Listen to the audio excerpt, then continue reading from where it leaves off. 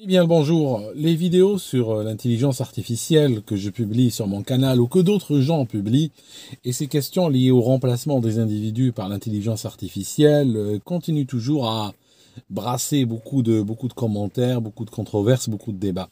J'aimerais vous dire quelque chose. Lorsque je travaillais dans l'IT, dans l'informatique, on n'avait pas l'IA, ce qu'on appelle l'intelligence artificielle, n'était pas encore quelque chose qui était censé remplacer l'humain. C'était encore un outil, on va dire, encore assez balbutiement. Et il l'est toujours en réalité aujourd'hui. Mais ce que je cherche à vous dire, c'est qu'à l'époque, on avait une autre menace sur notre dos. L'autre menace, c'était la délocalisation, et en particulier la délocalisation vers l'Inde. L'Inde est un pays qui produit des informaticiens à la chaîne, à la masse, sur pas mal de spécialités, et qui sont prêts à travailler pour des prix vraiment cassés. Et l'avantage de la délocalisation informatique, c'est qu'elle est dématérialisée. C'est-à-dire que si par exemple j'ai un atelier ou une usine ici et je fabrique, je sais pas moi, des bouteilles d'eau par exemple, et je veux les délocaliser en Inde, c'est pas toujours facile parce que j'ai besoin de transférer les machines là-bas, j'ai besoin de transférer la matière première, ramener la matière finie, vérifier la qualité, payer le transport, payer la douane et tout ça. Vous voyez, c'est quand même, il faut une logistique derrière. Et malgré tout, les délocalisations, elles avancent bien. L'informatique, c'est pas la même chose parce que c'est dématérialisé. Mettons que par exemple, une entreprise a besoin de quelqu'un qui code du Java, elle peut tout à fait recruter un Indien en Inde. Et puis le code, il passera ni la douane ni rien du tout. Parce que la douane, c'est pour ce qui est matériel, c'est pas pour ce qui est digital. Or, on va dire que quelque part, le législateur s'est retrouvé en retard par rapport au marché et n'a jamais rattrapé son retard, probablement exprès, parce que ça arrange les forces de l'argent, ça arrange les compagnies qui ont du blé, qu'il y ait ce vide juridique. Mais la réalité, c'est que la douane, à la base, elle a été créée pourquoi? Les frontières douanières, pourquoi elles ont été créées à la base? Elles ont été créées pour protéger le marché de l'emploi local. C'est ça.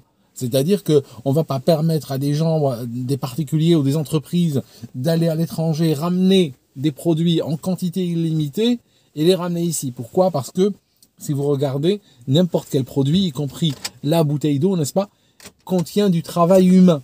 Il y a une quantité, d'ailleurs en réalité décroissante de travail humain dans les produits, mais en fait, quand on ramène un produit, on ramène avec du travail humain. Ce travail humain qui est inclus dans chaque produit, eh bien, il viendra en concurrence directe et déloyale souvent avec le marché local.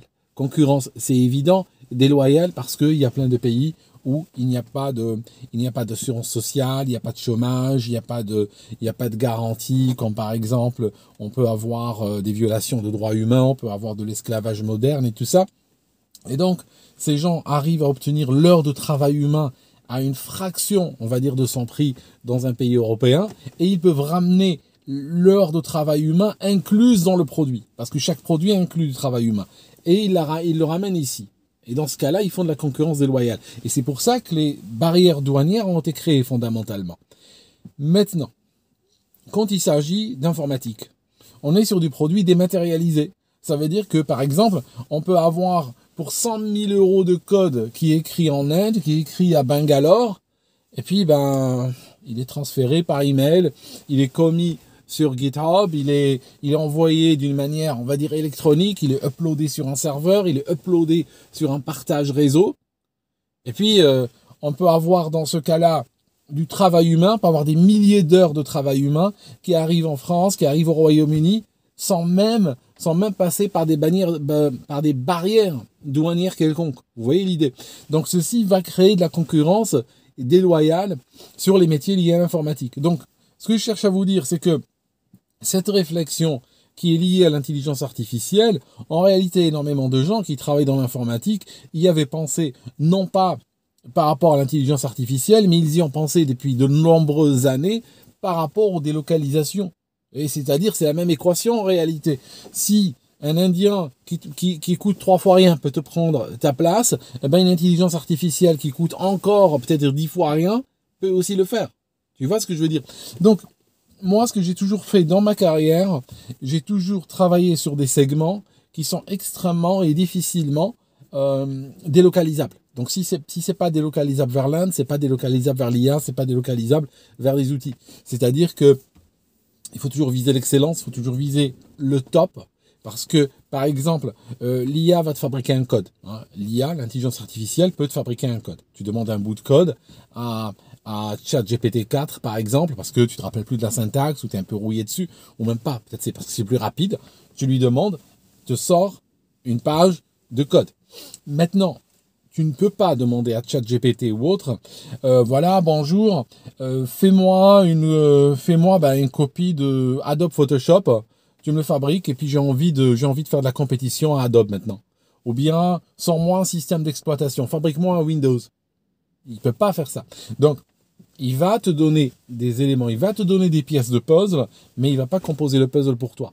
Donc, il faut que tu sois, toi, celui qui compose le puzzle, celui qui maîtrise, celui qui regarde le code de ChatGPT et dit « Ah ouais, non, là, il s'est gouré quand même. Là, les instructions qu'on lui a données ne sont pas bonnes. » Tu vois, ma vieille tante, elle ne pourrait pas prendre ChatGPT et utiliser pour coder. Parce que ce qui lui sortirait, ça serait du chinois pour elle, et elle ne saurait même pas où commencer, ni comment l'utiliser. Donc, soit l'orchestrateur, soit celui qui maîtrise, soit celui qui est au-dessus du lot. Ça, c'est sur le plan technique. C'est simple, je vais te donner un chiffre. Il faut t'arranger pour que, si on prend 100 personnes qui sont dans ta spécialité, 100 personnes au hasard, et toi au milieu, que tu fasses constamment partie du top 5. Ça veut dire que sur 100 personnes qu'on prend au hasard, aléatoirement, dans ton métier, je ne parle pas qu'on les prenne dans le bus ou dans le train, on les prend dans ton métier à toi, dans ta spécialité, dans ton segment, eh bien, il va falloir que toi, tu fasses constamment et systématiquement partie des 5 meilleurs. Ça, c'est très difficilement remplaçable. Ça, c'est ni remplaçable par délocalisation, ni remplaçable par ChatGPT ou toute autre forme d'intelligence artificielle. Travaille aussi ce qu'on appelle les soft skills. Travaille aussi la négociation, les langues, la diplomatie, le relationnel. Et quand tu commences à associer ça à des compétences des compétences techniques extrêmement pointues, tu vas commencer à rentrer dans un domaine où tu attires des salaires élevés, parce que des personnes comme toi, il n'y en a pas beaucoup. Tu commences à être bien spécialisé. Attention à l'hyperspécialisation, je n'encourage jamais l'hyperspécialisation. Essayez d'avoir une vision globale et être spécialisé dans un ou plusieurs domaines idéalement. Avoir 2, 3 spécialisations très fortes, tout en étant sur le plan horizontal, tout en ayant une maîtrise très large de ces sujets. Parce que le problème de l'hyperspécialisation, je pourrais faire une vidéo à l'occasion, mais le problème de l'hyperspécialisation, c'est que l'hyperspécialiste, souvent, il travaille que dans une niche extrêmement restreinte, extrêmement pointue, et quand cette niche-là est touchée par une crise, par exemple, on n'a plus besoin de ce genre de compétences, forcément, il va se retrouver avec un profil qui ne vaut rien sur le marché. Il va se retrouver avec un profil qui n'est pas recyclable, qui n'est pas réutilisable ailleurs. Donc il y a des erreurs de profil, et il faut que je fasse une vidéo sur les erreurs de profil. Rappelez-moi si j'oublie, il y a des erreurs qu'on peut faire le long de sa carrière, et j'en ai vu, qui peuvent détruire un profil et faire en sorte qu'à un moment donné, la personne peut se retrouver sur le plan professionnel en échec et mat. Et j'ai vu ça et c'est très pénible, je vous assure. Donc il faut que je vous en parle. Voilà, c'était juste mon 5 cents, comme on dit. Je voulais rajouter encore un petit coup sur cette histoire de IA.